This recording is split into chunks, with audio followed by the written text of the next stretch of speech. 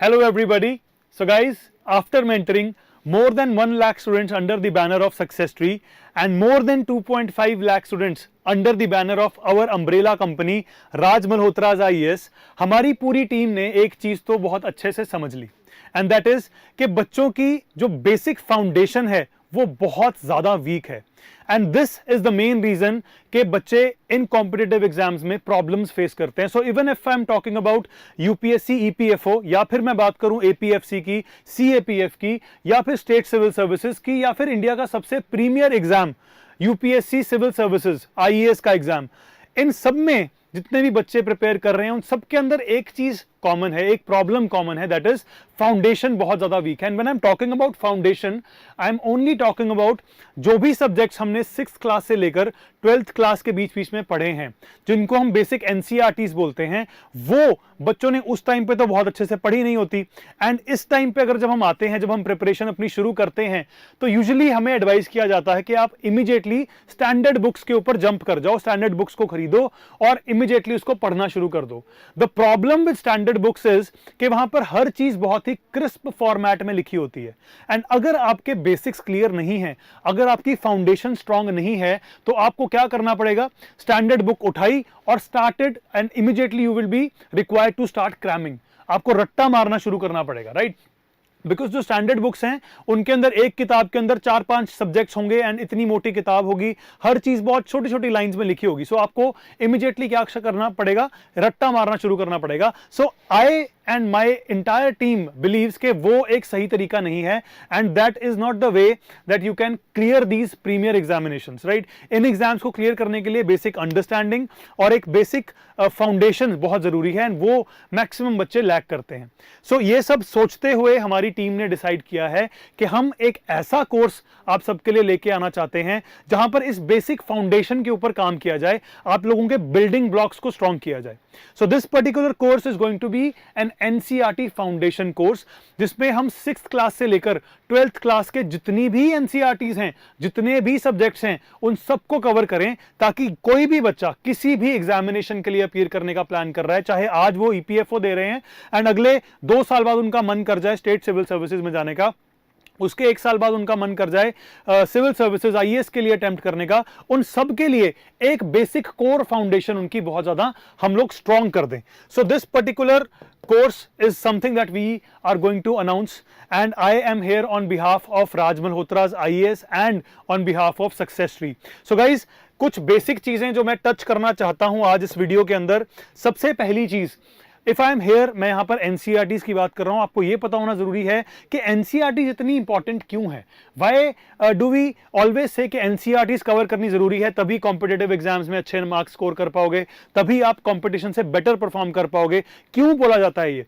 NCERTs के अंदर basic आपको जनरल स्टडीज कवर करवाई जाती है and you all are aware कि general studies are basically the core subjects of any exam. So if you are appearing for any exam, वहां पर GS का कंपोनेंट अगर लिखा हुआ है तो वहां पर हमेशा हिस्ट्री में से क्वेश्चन आएंगे, ज्योग्राफी में से आएंगे, पॉलिटी में से आएंगे, साइंस एंड टेक्नोलॉजी में से आएंगे. तो बहुत सारे ऐसे सब्जेक्ट्स होते हैं जिनकी किटी से मिलकर बन जाता है आपका जनरल स्टडीज वाला कंपोनेंट. अब चाहे आप सीएससी के लिए अपीयर कर रहे हो, स्टेट के लिए अपीयर कर रहे हो, चाहे एसएससी एग्जाम्स के लिए अपीयर कर रहे हो, या एपीएफओ या एपीएफसी या CAPF, there are an number of exams, जिस मर्जी एग्जाम के लिए अपीयर करें, बट अगर उसमें जनरल स्टडीज लिखा हुआ है तो ये सारे सब्जेक्ट आपके कॉमन रहने वाले हैं. And since all these exams are taken by the government agencies, तो ये गवर्नमेंट सोर्सेज को ही रेफर करना ज्यादा प्रेफर करेंगे. इसलिए कोई भी गवर्नमेंट एग्जाम हमेशा प्रेफर करेगा कि एनसीईआरटी में से रेफर करके क्वेश्चंस को फ्रेम किया जाए. तो अगर आपका ये जनरल स्टडीज वाला कंपोनेंट बहुत अच्छे से प्रिपेयर हो जाता है, then it is very much possible that you can target multiple exams. अगर आज आपकी फाउंडेशन स्ट्रांग है, आपका मन किया कि अगले 2 हफ्ते बाद कोई XYZ एग्जाम स्टेट ने निकाला है जो कि मैं एलिजिबल हूं, अगर मेरा जीएस पार्ट स्ट्रांग है तो मुझे थोड़ा सा काम करना पड़ेगा बाकी एग्जाम्स के ऊपर, बाकी सब्जेक्ट्स के ऊपर. फॉर एग्जांपल जैसा कि हो गया क्वांट, जैसा हो गया लॉजिकल रीजनिंग, है ना, 2-3 एग्जाम्स के ऊपर, 2-3 सब्जेक्ट्स के ऊपर मैं काम करूंगा. जीएस मेरा ऑलरेडी स्ट्रांग है तो I can definitely appear for other exams also. So at the same time you can target multiple exams if and only if your basics are clear. तो बेसिक्स क्लियर करना बहुत ज्यादा जरूरी हो जाता है. बट क्या ये चीज आप खुद से कर सकते हो? क्या आप एनसीईआरटीज खुद से कर सकते हो? Definitely yes, is it is very much possible. I am not saying कि आप खुद से नहीं कर सकते, डेफिनेटली कर सकते हो, but the only problem is कि 6th क्लास से लेकर 12th क्लास की एनसीईआरटीज अगर आपने खुद से कवर करनी है, it will be the number would be more than I think 12 to 15 books होंगी जो आपको खुद से कवर करनी होंगी। बट बहुत सारे ऐसे कंफ्यूजिंग पॉइंट्स भी हैं जो कि जिस वजह से बच्चे एनसीईआरटीज अच्छे से कवर नहीं कर पाते। What are those confusing points, what are those confusions? Let us dispel all the myth. जितने भी ऐसे मिथ बने हुए हैं, जितने भी ऐसे कंफ्यूजन हैं, with the help of this video let me clear them all for you. सबसे बड़ी कंफ्यूजन क्या होती है? पहली कंफ्यूजन आ जाती है कि भाई ओल्ड एनसीईआरटीज को रेफर किया जाए या न्यू एनसीईआरटीज को। ओल्ड एनसीईआरटीज को अब डिसकंटिन्यू कर दिया गया है, सो अब जो मार्केट में आपको अवेलेबल होंगी वो न्यू एनसीईआरटीज ही अवेलेबल होंगी, but there are lot of websites on which you can find old NCERT PDFs also. तो कौन सी बुक्स को रेफर किया जाए, ओल्ड को या न्यू को? A very simple explanation is कि अगर गवर्नमेंट ने किसी एक सोर्स को बंद किया है तो वो चाहते हैं कि आपका फोकस इस पर्टिकुलर सोर्स के ऊपर पड़े। सो योर प्राइम जो आपका फोकस एरिया रहेगा वो न्यू एनसीईआरटीज ही रहना चाहिए। But there are some topics जो न्यू एनसीईआरटीज में उतनी डेप्थ में नहीं दिए हुए, बट वो ओल्ड एनसीईआरटीज में बहुत ही ज्यादा डेप्थ में दिए हुए हैं। तो कुछ टॉपिक्स ऐसे हैं जो आप अगर एनसीईआरटीज न्यू वाली कवर कर चुके हो, अगर आपके पास टाइम है, then you can always go back to the old NCERTs and कुछ टॉपिक्स आप वहां से भी कवर करिए अगर आप उसको बहुत अच्छे से कवर करना चाहते हैं, right? Only then. Second confusion, start कहां से करें, कौन सी क्लास की एनसीईआरटी सबसे पहले उठाएं? अगर आप लॉजिकली देखेंगे तो you would always be picking class 6th NCERT सबसे पहले, फिर आप 7th 8th 9th ऐसे जाएंगे क्रोनोलॉजिकल ऑर्डर में, है ना? बट यहीं पर कैच है, अगर आप क्रोनोलॉजी अपने हिसाब से बनाएं and if you are able to link chapters, तो शायद आपके लिए एक दूसरी क्रोनोलॉजी है जो आपके लिए बहुत ज्यादा बेनिफिशियल हो सकती है। वही आपको मैं आगे चलकर अभी समझाऊंगा। सो इन दोनों पॉइंट्स के बारे में आगे चलकर हम बात करते हैं। थर्ड पॉइंट भी, उसके बाद सेकंड पॉइंट भी। कंफ्यूजन नंबर 4 के ऊपर आते हैं अब, हाउ टू मेक नोट्स। अब note making is something which is very much relevant, right? किसी भी एग्जाम के लिए अगर जीएस प्रिपेयर करना है तो आपके पास अच्छे नोट्स होने चाहिए, अपडेटेड होने चाहिए नोट्स, क्योंकि जब एग्जाम आएगा definitely it won't be possible for you to read these 12 और 15 बुक्स, राइट? रिवीजन के टाइम पे 15 किताबें आप नहीं पढ़ पाओगे। So it is very much important कि आपके क्रिस्प नोट्स बने।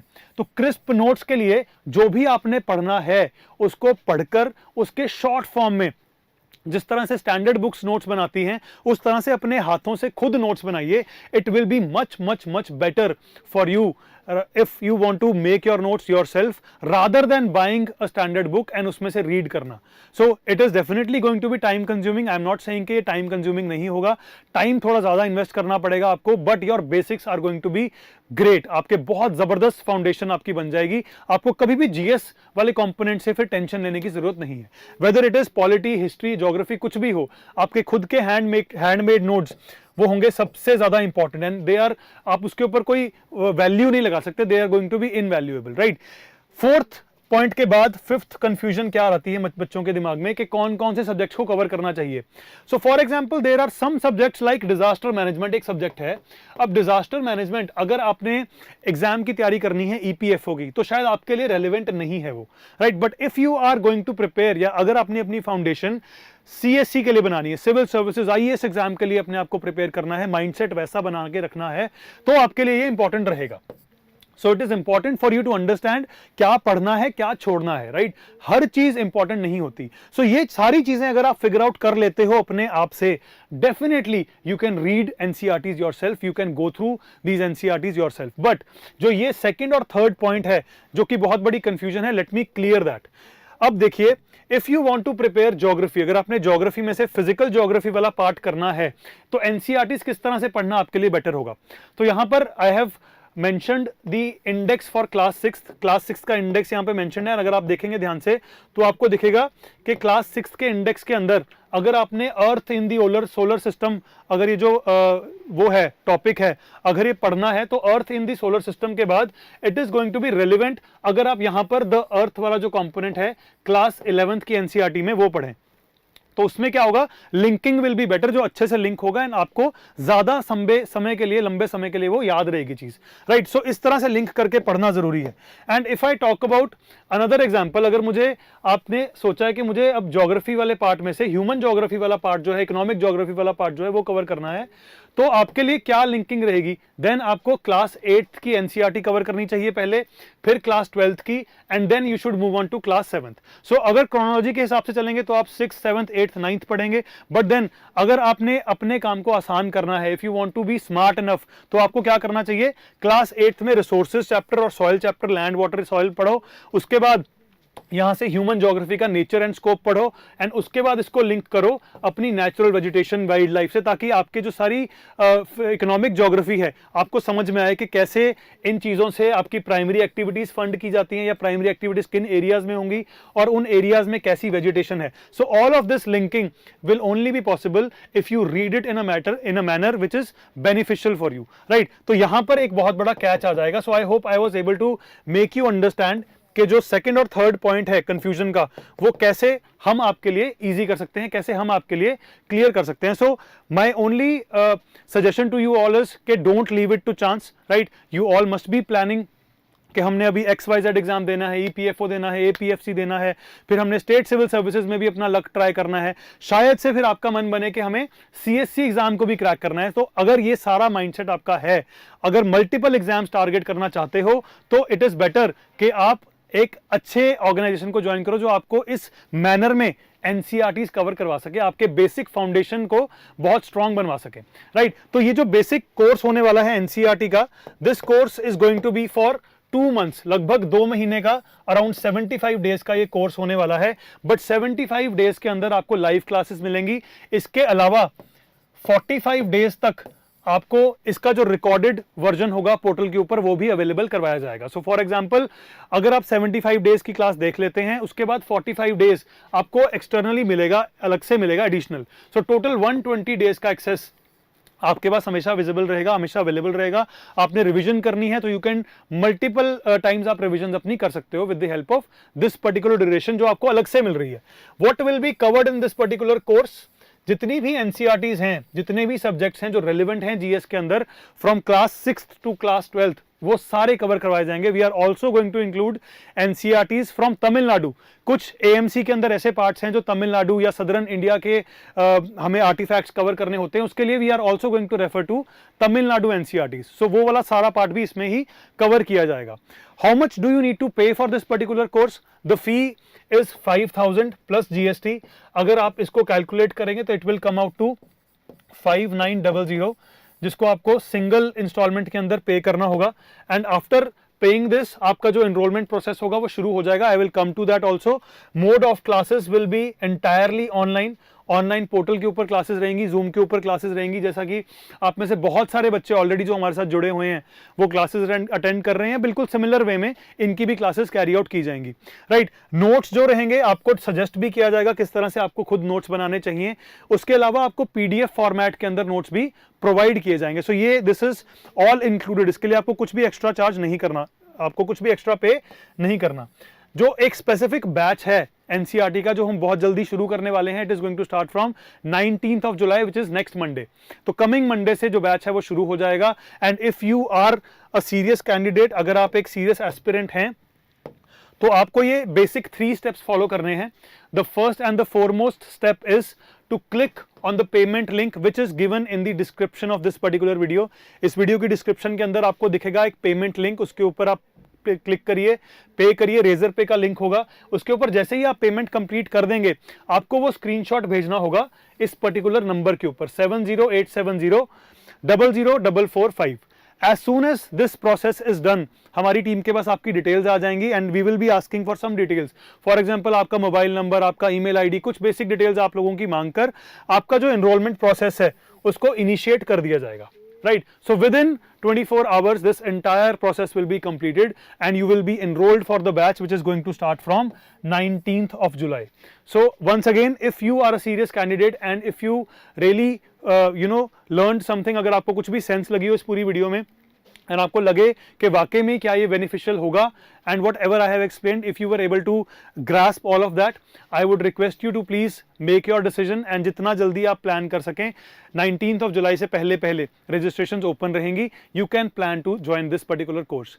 And if you have any doubts, any suggestions और कुछ भी, आप कमेंट सेक्शन में अपने कमेंट्स या अपने क्वेरीज को मेंशन कर सकते हैं. We will definitely be replying you back, or else you can also call on this number, and और you can WhatsApp on this particular number, right, if required. So my suggestion is कि आप अब पूरा course समझ ही चुके हैं. अगर आपको कोई भी कंफ्यूजन है तो आप वीडियो दोबारा से देखिए, but if there is something else that you need to also clarify, you can do these things also. So this is it from my side. I hope it was beneficial for all of you. So कुछ भी comments के अंदर आपने अगर अपनी queries लिखनी हो तो लिख दीजिए. We will reply you back.